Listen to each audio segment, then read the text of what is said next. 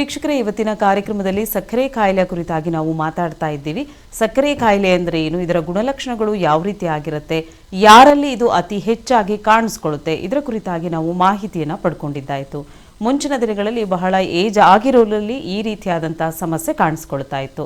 ಒಂದು ಕಾಲದಲ್ಲಿ ಇದನ್ನ ಶ್ರೀಮಂತರ ರೋಗ ಅಂತ ಕರೀತಾ ಇದ್ರು. ಆದರೆ ಇತ್ತೀಚಿನ ದಿನಗಳಲ್ಲಿ ಅತಿ ಚಿಕ್ಕ ವಯಸ್ಸಿನಲ್ಲೂ ಕೂಡ ಈ ರೀತಿಯಾದಂತಹ ಸಮಸ್ಯೆ ಅಂದ್ರೆ ಸಕ್ಕರೆ ಕಾಯಿಲೆ ಅನ್ನೋದು ಕಾಣಿಸ್ಕೊಳ್ತಾ ಇದೆ. ಹಾಗಿದ್ರೆ ಇದಕ್ಕೆ ಮೇನ್ ಕಾಸ್ ಅಥವಾ ಮೇನ್ ರೀಸನ್ ಏನು ಅಂತ ತಿಳ್ಕೊಳ್ಳೋಣ. ಡಾಕ್ಟರ್, ಯಾವ ಕಾರಣದಿಂದ ಚಿಕ್ಕ ವಯಸ್ಸಿನಲ್ಲಿ ಕಾಣಿಸ್ಕೊಳ್ತಾರೆ? ಓಕೆ, ಫಸ್ಟ್ ಒಂದು ಬಂದ್ಬಿಟ್ಟು ಹೆರಿಡಿಟರಿ ಅಂತ ಹೇಳ್ತೇವೆ. ಸೊ ಅದು ಜೆನೆಟಿಕ್ ಆಗಿ ಎಕ್ಸ್ಪ್ರೆಸ್ ಆಗಿದ್ರೆ ಕೂಡ ಆ ಒಂದು ಸಮಸ್ಯೆ ಬರುವಂಥ ಸಾಧ್ಯತೆಗಳಿದೆ. ಬಟ್ ಇತ್ತೀಚಿನ ದಿನಗಳಲ್ಲಿ ತುಂಬ ಚಿಕ್ಕ ವಯಸ್ಸಿಗೆ ಒಂದು ಸಮಸ್ಯೆ ಕಾಣಿಸ್ಕೊಳ್ತಾ ಇರೋದ್ರಿಂದ ಒಂದು ಸ್ಟ್ರೆಸ್ ಫ್ಯಾಕ್ಟರ್ ಆಗಿರ್ಬೋದು ಅಥವಾ ಒಂದು ಹಾರ್ಮೋನಲ್ ಸಮಸ್ಯೆ. ಸೊ ಹಾರ್ಮೋನಲ್ ಸಮಸ್ಯೆ ಏನಾದರೂ ಇದ್ದರೆ ಇದರ ಚಿಕ್ಕ ಮಕ್ಕಳಿಗೂ ಕೂಡ ಥೈರಾಯ್ಡ್ ಸಮಸ್ಯೆ ಬರ್ತಾ ಇದೆ. ಸೊ ಆ ಥೈರಾಯ್ಡ್ ಹಾರ್ಮೋನ್ಸಿಂದ ಕೂಡ ಅಕಸ್ಮಾತ್ ತಂದೆ ತಾಯಿಗೆ ಪ್ರೀಡಿಸ್ಪೋಸಿಂಗ್ ಫ್ಯಾಕ್ಟರ್ ಅಂತ ಹೇಳ್ತೇವೆ, ಅಕಸ್ಮಾತ್ ಅವ್ರಿಗೂ ಕೂಡ ಇದ್ದರೆ ಮತ್ತು ಜೆನೆಟಿಕಲಿ ಇವರಲ್ಲಿ ಇನ್ಹೆರಿಟ್ ಆಗೋ ಸಾಧ್ಯತೆಗಳಿರುತ್ತೆ. ಅದರ ಜೊತೆಗೆ ಮೇನು ಅಂತಂದರೆ ಸ್ಟ್ರೆಸ್ ಫ್ಯಾಕ್ಟರ್, ಅದೇ ರೀತಿ ನಮ್ಮ ಬದಲಾಗ್ತಾ ಇರೋ ಜೀವನ ಶೈಲಿ. ಸೊ ಇದರಿಂದ ನಮಗೆ ಡಯಾಬಿಟಿಸ್ ಬರುವ ಸಾಧ್ಯತೆಗಳು ತುಂಬಾ ಇರುತ್ತೆ. ಸೊ ಇದೇ ಮೇನ್ ಕಾಸ್ ಅಂತಂದರೆ ನಮ್ಮ ಬದಲಾಗ್ತಾ ಇರುವಂಥ ಜೀವನ ಶೈಲಿ ಅಂತಲೇ ಹೇಳ್ಬೋದು. ಸೊ ಪ್ರೆಗ್ನೆನ್ಸಿಯಲ್ಲಿ ಕಂಡುಕೊಳ್ಳುವಂತಹ ಒಂದು ಈ ರೀತಿಯಾದಂಥ ರೋಗ ಅಂದರೆ ಸಕ್ಕರೆ ಕಾಯಿಲೆ ಆಫ್ಟರ್ ಡೆಲಿವರಿ ಆದಮೇಲೆ ಇದು ಗುಣಮುಖವಾಗುತ್ತಾ ಅಥವಾ ಮಗುವಿನ ಮೇಲೆ ಯಾವ ರೀತಿ ಪರಿಣಾಮವನ್ನು ಉಂಟು ಮಾಡುತ್ತೆ? ಪ್ರೆಗ್ನೆನ್ಸಿಯಲ್ಲಿ ಬಂದಂಥ ಸಕ್ಕರೆ ಕಾಯಿಲೆಗೆ ಆ ಟೈಮಲ್ಲಿ ಆಕೆ ಟ್ರೀಟ್ಮೆಂಟ್ ತಗೊಳ್ಬಹುದಾ? ಡಾಕ್ಟರ್, ಇದ್ರ ಬಗ್ಗೆ ತಿಳಿಸ್ಕೊಡಿ. ಖಂಡಿತವಾಗ್ಲೂ, ಯಾಕಂದರೆ ಪ್ರೆಗ್ನೆನ್ಸಿಯಲ್ಲಿ ನಾವು ಇತ್ತೀಚಿನ ದಿನಗಳಲ್ಲಿ ತುಂಬಾ ಕಾಮನ್ ಆಗಿ ನೋಡ್ತಾ ಇದ್ದೇವೆ.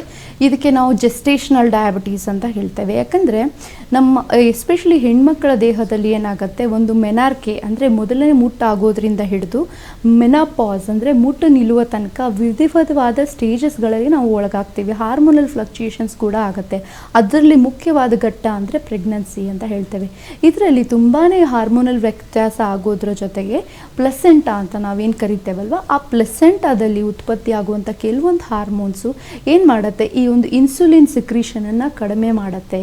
ಸೊ ಇನ್ಸುಲಿನ್ ಸಿಕ್ರೀಷನ್ ಕಡಿಮೆ ಆದಾಗ ನಮಗೆ ಇವಾಗ ಜೆಸ್ಟೇಷನಲ್ ಡಯಾಬಿಟೀಸ್ ಅಂತ ಹೇಳ್ತಾ ಬರ್ತೇವೆ. ಅವಾಗೂ ಕೂಡ ಅದೇ ರೀತಿ ನಾವು ಪ್ರತಿಯೊಂದು ಸೆಮಿಸ್ಟ್ರಲ್ಲೂ ಟ್ರೈಮಿಸ್ಟ್ರಲ್ಲೂ ಚೆಕ್ ಮಾಡ್ತಾ ಹೋಗ್ತಾ ಬರ್ತೇವೆ.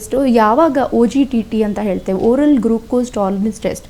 ಸೊ ಅದು ಮಾಡಿದಾಗ ಅಂದರೆ ನಮ್ಮ ದೇಹ ಎಷ್ಟು ಟಾಲರೆನ್ಸ್ ಗ್ಲೂಕೋಸನ್ನು ಟಾಲರೇಟ್ ಮಾಡ್ಬೋದು ಆ ಒಂದು ಸ್ಟೇಜ್ನಲ್ಲಿ ಅದನ್ನು ನೋಡ್ತಾ ಬಂದಾಗ ಯಾವಾಗ ನಮಗೆ ಆಮೇಲೆ ಫಾಸ್ಟಿಂಗ್ ಆಗಿರ್ಬೋದು, PPBS ಆಗಿರ್ಬೋದು, ಇವಾಗ ಪ್ರತಿಯೊಬ್ಬ ಹೆಣ್ಮಗಳು ಒಳಗಾಗಬೇಕಾಗಿರುವಂಥ ಟೆಸ್ಟ್ಗಳಾಗಿದೆ, ಎಸ್ಪೆಷಲಿ ಪ್ರೆಗ್ನೆನ್ಸಿಲಿ.